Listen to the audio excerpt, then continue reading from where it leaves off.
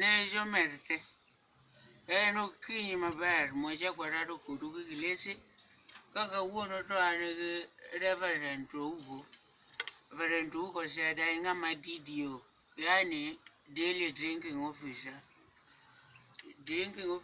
to wachine gimaten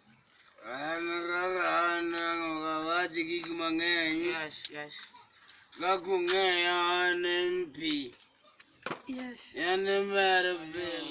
Koran dang wach maniwe. Ande mondo go kajogo ng'e. Yes. Koro leng. Ma isiwinjo. Nyase chielo kelo nuwer. Kaw kilasi bet piny mondo wind gik maber. Asante.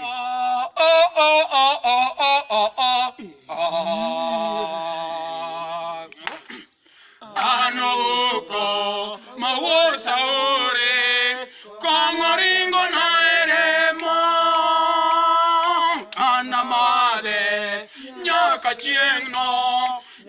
chieng Yesu duogi anoko mawor saore kongoringo na eremo